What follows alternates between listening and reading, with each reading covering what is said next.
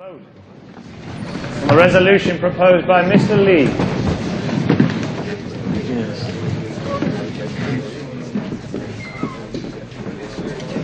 He's not here.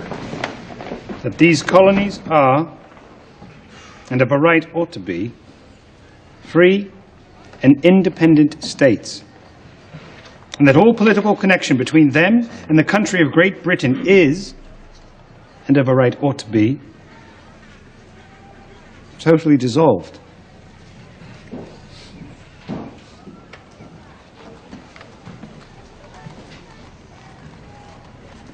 New Hampshire. New Hampshire votes yes. Rhode Island. Rhode Island votes yes. Massachusetts. Massachusetts votes yes. New York.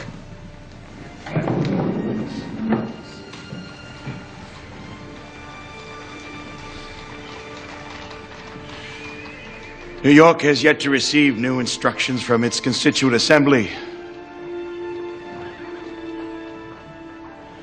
We therefore respectfully abstain.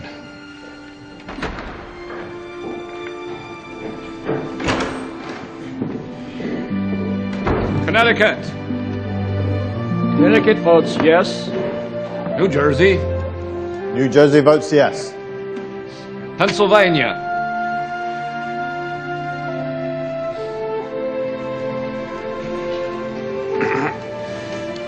Pennsylvania votes yes. Delaware. Delaware votes yes. Virginia. Virginia votes yes. Maryland. Maryland votes yes. North Carolina. North Carolina votes yes. South Carolina. South Carolina votes yes. Georgia. Georgia votes yes. The vote stands 12 for independence, none against, with one abstention. The resolution carries.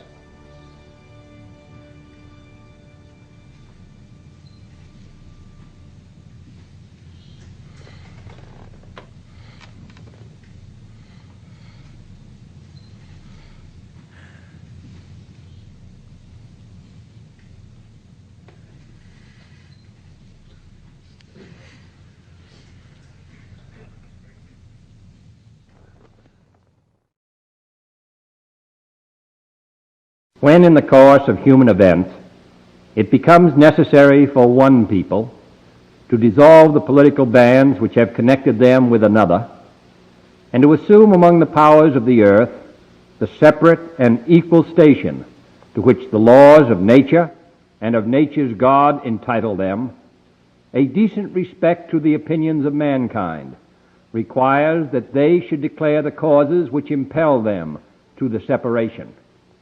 We hold these truths to be self-evident, that all men are created equal, that they are endowed by their Creator with certain unalienable rights, that among these are life, liberty, and the pursuit of happiness, that to secure these rights, governments are instituted among men, deriving their just powers from the consent of the governed, that whenever any form of government becomes destructive of these ends, it is the right of the people to alter or to abolish it, and to institute new government, laying its foundation on such principles and organizing its powers in such form as to them shall seem most likely to affect their safety and happiness. Prudence indeed will dictate that governments long established should not be changed for light and transient causes, and accordingly all experience hath shown that mankind are more disposed to suffer, while evils are sufferable, than to right themselves by abolishing the forms to which they are accustomed. But when a long train of abuses and usurpations, pursuing invariably the same object, evinces a design to reduce them under absolute despotism, it is their right, it is their duty to throw off such government and to provide new guards for their future security. Such has been the patient sufferance of these colonies, and such is now the necessity which constrains them to alter their former systems of government. The history of the present King of Great Britain is a history of repeated injuries and usurpations, all having in direct object the establishment of an absolute tyranny over these states. To prove this, let facts be submitted to a candid world. He has refused his assent to laws, the most wholesome and necessary for the public good. He has forbidden his governors to pass laws of immediate and pressing importance, unless suspended in their operation till his assent should be obtained. And when so suspended, he has utterly neglected to attend to them. He has refused to pass other laws for the accommodation of large districts of people, unless those people would relinquish their right of representation in the legislature, a right inestimable to them and formidable to tyrants only. He has called together legislative bodies at places unusual, uncomfortable, and distant from the depository of their public records, for the sole purpose of fatiguing them into compliance with his measures. He has dissolved representative houses repeatedly for opposing with manly firmness his invasions on the rights of the people. He has refused for a long time, after such dissolutions, to cause others to be elected, whereby the legislative power, incapable of annihilation, have returned to the people at large for their exercise, the state remaining in the meantime exposed to all the dangers of invasion from without and convulsions within. He has endeavored to prevent the population of these states, for that purpose obstructing the laws for naturalization of foreigners, refusing to pass others to encourage their migrations hither, and raising the conditions of new appropriations of land. He has obstructed the administration of justice by refusing his assent to laws for establishing judiciary powers. He has made judges dependent on his will alone for the tenure of their offices and the amounts and payment of their salaries. He has erected a multitude of new offices and sent hither swarms of officers to harass our people and eat out their substance. He has kept among us, in times of peace, standing armies without the consent of our legislatures. He has affected to render the military independent of and superior to the civil power.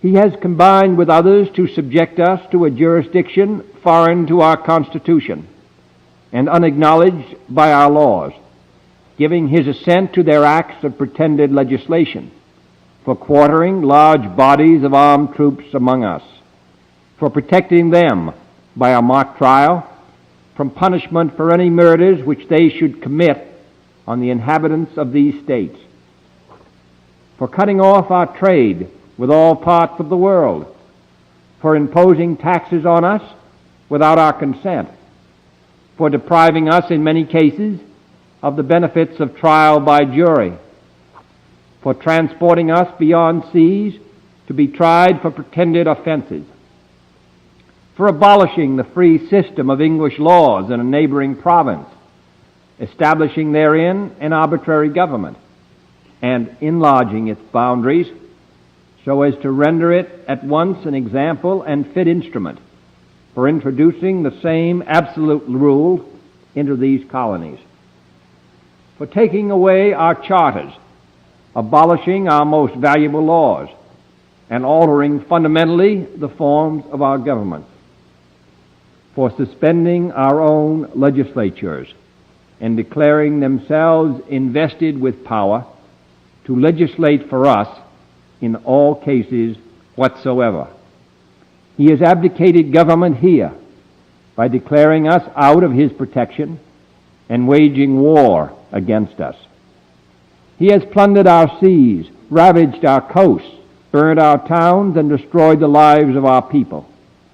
He is at this time transporting large armies of foreign mercenaries to complete the work of death, desolation, and tyranny, already begun with circumstances of cruelty and perfidy, scarcely paralleled in the most barbarous ages, and totally unworthy the head of a civilized nation. He has constrained our fellow citizens, taken captive on the high seas, to bear arms against their country, to become the executioners of their friends and brethren, or to fall themselves by their hands. He has excited domestic insurrections among us, and has endeavored to bring on the inhabitants of our frontiers the merciless Indian savages, whose known rule of warfare is an indistinguished destruction of all ages, sexes, and conditions. In every stage of these oppressions, we have petitioned for redress in the most humble terms. Our repeated petitions have been answered only by repeated injury. A prince whose character is thus marked by every act which may define a tyrant is unfit to be the ruler of a free people. Nor have we been wanting in attentions to our British brethren. We have warned them from time to time of attempts by their legislature to extend an unwarrantable jurisdiction over us. We have reminded them of the circumstances of our immigration and settlement here. We have appealed to their native justice and magnanimity, and we have conjured them by the ties of our common kindred to disavow these usurpations, which would inevitably interrupt our connections and correspondence. They too have been deaf to the voice of justice and of consanguinity. We must therefore acquiesce in the necessity which denounces our separation, and hold them as we hold the rest of mankind, enemies in war, in peace friends. We, therefore, the representatives of the United States of America, in General Congress assembled, appealing to the Supreme Judge of the world for the rectitude of our intentions, do in the name and by authority of the good people of these colonies solemnly publish and declare that these united colonies are, and of a right ought to be, free and independent states, that they are absolved from all allegiance to the British Crown, and that all political connection between them and the state of Great Britain is and ought to be totally dissolved, and that as free and independent states they have full power to levy war, conclude peace, contract alliances, establish commerce, and to do all other acts and things which independent states may of right do.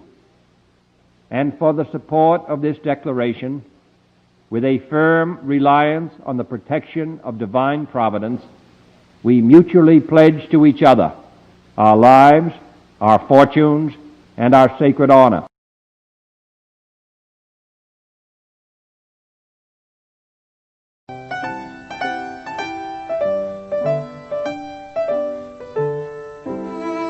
Philadelphia, the summer of 1787.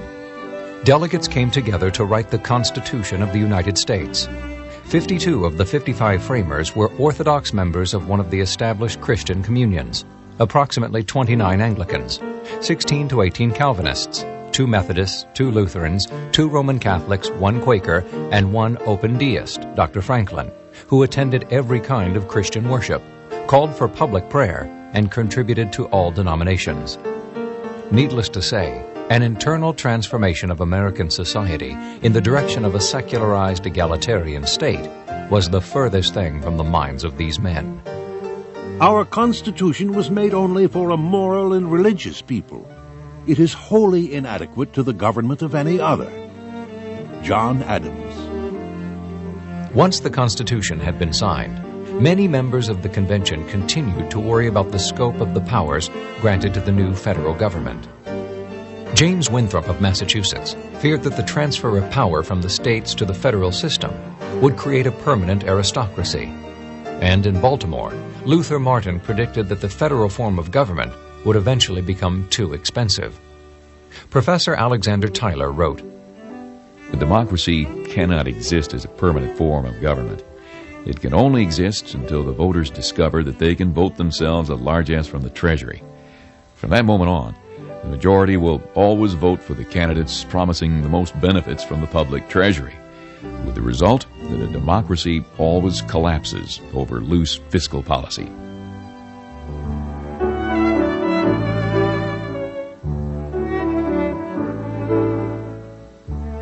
The ratification of the Constitution and the launching of the federal government in 1789 completed the first phase of the building of a new nation in America.